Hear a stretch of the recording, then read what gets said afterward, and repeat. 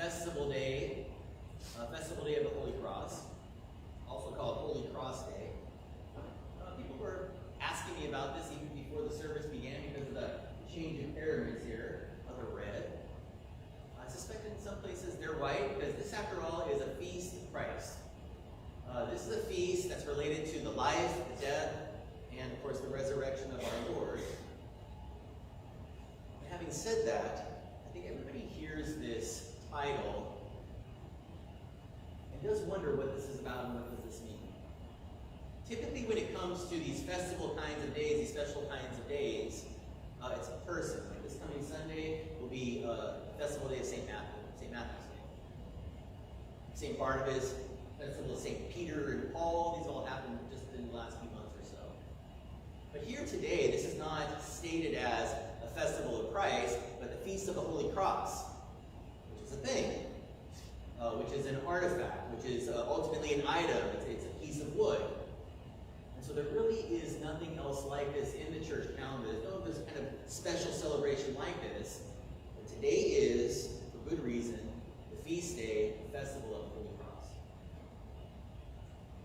So when it comes to the cross of our Lord, the background, the reason this became a celebration, there's a historical story. There's a kind of a legend that goes along with this. It has to do with a certain Christian woman, Helena, who goes to Jerusalem. And this is in the 320s. She happens to be the mother of the emperor Constantine, or soon to be the emperor. He's the emperor. And she gets the tour. She gets the tour of Judea, she gets the tour of Jerusalem, and then in the end the claim is that she finds the true cross, the cross on which Christ himself was crucified. And not only that, the thieves that were crucified to the right and left, all three of those crosses she finds. And they take those crosses, they bring them into churches, and it is said even to this day you can see at least fragments of the true cross. So again, when we hear that, we think about it, well, what does that mean? What does it mean to say that we found the cross of Christ? What does it mean to say we found the instrument on which our Lord was crucified? And what it means is nothing more, nothing less than we found that particular cross. There's no real spiritual value, by the way, to be found in the discovery of the cross, if this cross is discovered. There's no real spiritual power to be derived when you have, or when you observe, say, a piece of the cross or a piece of just the wood, so just a part of the cross. And I know many Christians believe this, and many Christians tell other Christians they should believe this, but at least as far as the scriptures go, the spiritual power that's available, the spiritual things that are available, the blessings of God that are granted to us, are not granted in things that we can carry around and observe and venerate and so on and so forth. But God himself is the source of that kind of spiritual benefit, the spiritual blessings, the spiritual gifts. Those things have been secured and won for us and are granted to us for Christ's sake. And the work of the Spirit, more than anything else, is to take those blessings and those gifts that Christ has won for us and to grant them to us. They're yours. You have the forgiveness of sins. You have life and salvation. You have eternal life with God that begins even now and exists forevermore. You have been delivered from your shame. You have been delivered from your failures. You have the love of God fully and absolutely for Christ's sake. And whether you have a fragment of the cross, or you have this or that, or something else associated with Jesus, that doesn't make that any better, that doesn't make that any worse. It has no bearing whatsoever. What matters is not so much the cross, but what happened on the cross. Your Savior was crucified. What matters is what happened on the cross, not the cross itself. Your Savior received the sins of the world and died there for the sins of the world. So these things are yours. Again, whether you have the artifacts, whether you have the items, whether you have the physical things themselves, they're yours by faith, faith granted by way of the Holy Spirit, and they can't be improved upon. There's no improving upon eternal life. It's eternal. There's no improving upon the love of God. You have the fullness of the love of God. And so these are the things that are yours, not because of the wood, but because of the Savior who suffered and died on your behalf. So then this brings up the question, very interesting theory. Are there any scriptures, is there anything in scriptures that helps us to think about this? Anything going on in the scriptures that helps us to work through this question of, is it good or is it helpful to have fragments of the cross or things like this? So I draw your attention to the Old Testament reading. I think we've had this Old Testament reading not too long ago, and I may have even preached on it. But this is the reading from Numbers chapter 21, and these are the events that take place at Mount Hor. So just briefly, what are the events? Well, simply this. The first thing to point out is, this is Israel in the desert. And whenever you hear Israel in the desert, you should really think about our situation and our being in a kind of a desert in the sense of we've been taken away from the one place and we're going to the other place, and the other place really is the promised land, namely heaven itself. There's a lot of correspondence, a lot of common things going on here with Israel in the desert and our own situation. And the remarkable thing here about what happens out there at Mount Hor is that this is not Israel at the beginning when they go into the desert, and they're a little bit unsure about what's going on. They've been taken away from Egypt. Most definitely they were persecuted. Their children are being put to death. That's all true. They go through the Red Sea, disturbing no doubt to walk across the dry land and see the water to the right and to the left. And then brought into the desert, not yet into the promised land here, being led by Moses, right? Led by the pillar during the day and at night. And there you have these first occurrences where there's kind of a grumbling going on. Hey, we left all of our life behind. We left all of our forms of livelihood behind. How are we going to survive out here in the desert? And what they get is they get the water, they get the quail, they get the manna. Well, those items, they don't work for those things. They come to the people in the desert purely by way of grace. God pours that frost-like thing on the ground at night. The quails show up and the water's following them around. So they're not working, they're not digging wells, they're not farming, they're not hunting. It's God's gifts, it's God's provision. And by the time you get to Numbers 21, I'm not quite sure of the date, but it's 20, 30 years in. They're not quite out of the desert into the promised land, but it's certainly not a few years here in the beginning. So sometime in the desert with God, and the grumbling continues. In the meantime, they've been attacked in every direction, and God has always delivered them. These folks, those folks, that tribe, the other tribe, they're all trying to destroy the people of Israel in the desert. But God protects them, God delivers them from these things. And so the outburst here then is an outburst of no different than the beginning. No maturity of faith. No growth in who they are and what God has done for them, and how He provides for them, and how He protects them. Nothing like that going on whatsoever. And it almost seems like God is back to that kind of view, that kind of idea which takes place with Noah and the flood. These people are driving me crazy. These people are stiff-necked. These people don't learn. They do not mature in their faith. They do not understand. They do not praise me rightly. How do we know? Because they say so. They complain about Moses. Who is this guy? They complain about God. They complain about the loathsome food, which is an indication of the giver of the loathsome food. Equally loathsome. And so they're sinning. They're absolutely sinning. They're rejecting God, rejecting His provision, rejecting His love, rejecting His defense, rejecting everything He grants to them because they're bored or whatever it is. Well, the consequence there are the fiery serpents. Fire is always an indication of some form of judgment, one way or the other. All throughout the scriptures, when fire is present, there's some form of judgment occurring. And I think it would be a mistake to say there's no connection between the serpent in the garden and the serpents here. This is sin, this is the consequences of sin, and this is death. So God sends those serpents to those who have rejected Him. God sends those serpents to those sinners there. And this is the just consequence of their sins. They bite, they are mean, they're scary, people begin to die in large numbers. And then the people begin to see the idea. begin to recognize and understand what's going on here. And what it says is, in no uncertain terms, they repented. They saw the consequences of their sin. They were brought to a truthfulness and a reality of who God is and what God has done for them. They have repented in the sense of, not just we want to avoid more punishment. Repentance is about, I recognize my own failures. There's a nice teaching of the law here for us. Recognizing our own failures, our own failure in the sense of recognizing what God has done to us, and then going to repentance, going to that confession of sins, and asking God to show mercy, asking God to show grace, even to those who don't deserve it. And so what's absolutely striking here is, they go to Moses, Moses does pray, he does intercede. Their desire is what? That the snakes be taken away, obviously. But that's not how it works with human sin. That's not how it works with the consequences of human sin.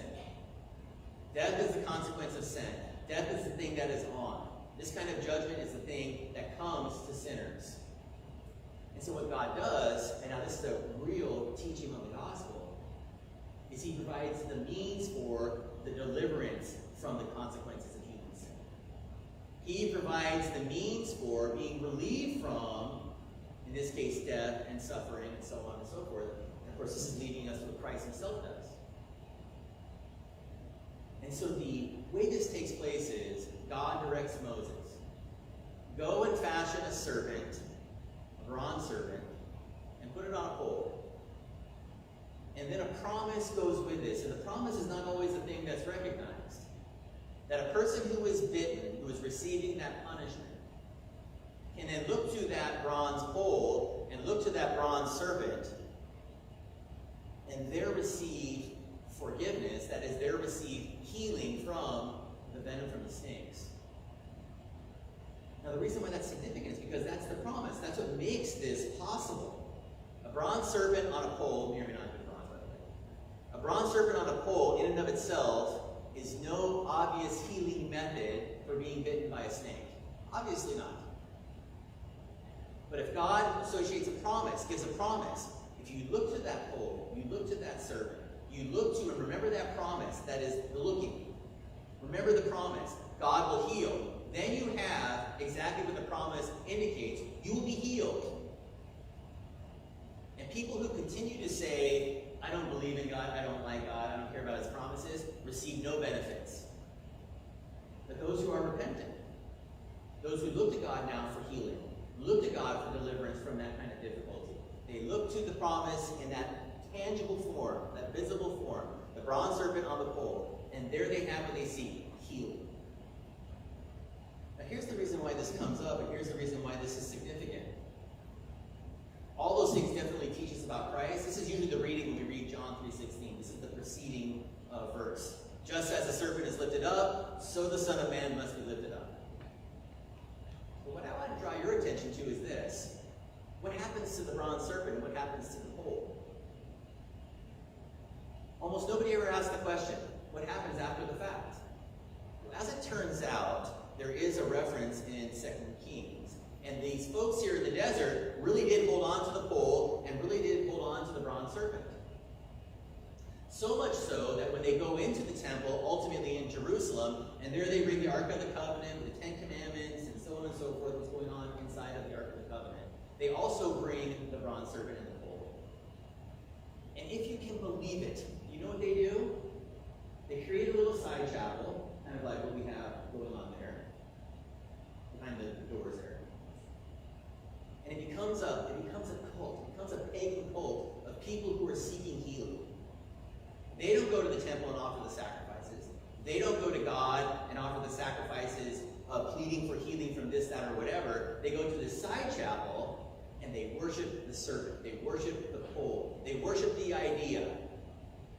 And it takes a king, King Hezekiah, who comes along and says this: you have fallen into rank idolatry.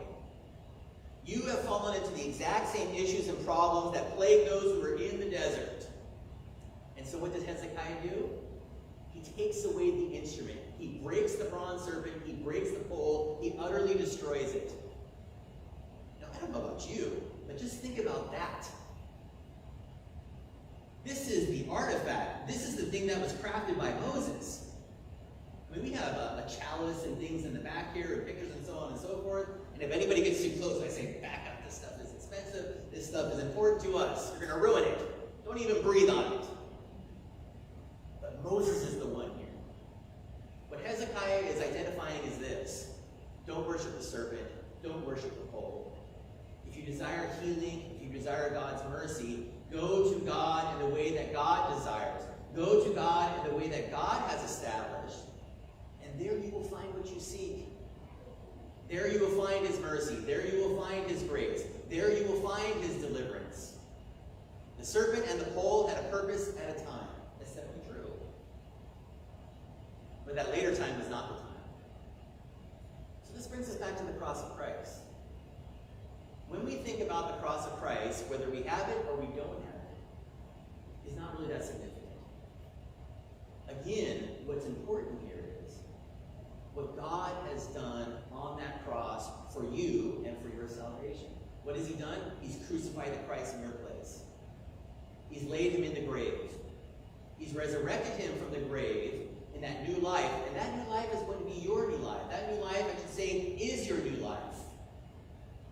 But how do you have it? How do you receive it? Is it merely by way of the instrument of the hearing of the gospel, the hearing of the word of God? It definitely is that. And we can never diminish that. But just like God has established various means in the Old Testament, in the New Testament, for granting his grace, for showing his will to people that he desires to be merciful to, so he has done such a thing for you. Consider holy baptism, instituted by Christ for you and your salvation. When we have a baptism here, we have water that's left over, and do you know what we do with the water? We don't kneel before it, we don't bottle it up, we don't sell it, we don't worship it, we don't do anything like that. Are we respectful of it? Definitely so. We go and pour it on the soil. Because this is a means that God has used to grant salvation to somebody. Hasn't changed it, but we think it's respectful. But after the fact, nobody says, where is that water? Nobody says, where is that font? Everything that God has granted you in baptism, you have. Even if you don't have the water, even if you don't have the font, even if you don't have the shell and the candle and the provided white cloth. Those things might remind you of what took place. But the grace and the mercy, the purpose of the grace and the mercy is what? That you might have it. You can look back at your baptism and say, I have been baptized. And what that means is, I have received God's grace and mercy. I am a child of God. I might look to my own flesh and my own failures and there repent. But greater than that, I look to what God has done on the occasion of my baptism when he made me a child of God. That's the right way of thinking about these kinds of things. Not the instruments, but the person who grants grace through instruments like baptism. Think about the Lord's Supper. Now this morning we had a controversy. All our communion ware is in the safe, and we couldn't get in the safe. I'm still in Stephen, I can't believe this. I've been thinking about the communion ware since I left my house this morning. Why do I say that? Because as important as the cross itself is, think about that chalice and think about that paten. They have borne Christ's body and blood to people in this congregation for about 100 years. I mean, somebody wants to make a claim, I have a piece of the cross. I could say, hey, look what I've got. I've got the chalice of the paten. The body and blood of Christ here, granted to people who desire it, for about 100 years, every Sunday. That's our communion ware. But God would never tell us to go and to worship and to kneel to the communion ware. It's the means, it's the medium, it's the help, it's all those kinds of things. It's the instrument, I should say. But what's important is what you receive. You've received that body, you've received that blood for your faith, for your salvation, for your strengthening in that faith, even to face death itself. So it's the same kind of thing. We don't worship the instruments, we don't worship the things, we worship the God who uses things to grant us grace, to grant us mercy, to grant us life. And so this was at the heart of then Holy Cross Day for us. Christ, he is the crucified one forevermore. He's the one who suffered and died on that terrible, painful, hideous instrument. And those things that he has done, make no mistake, let that be the heart and the center of your faith. He has done those things for you.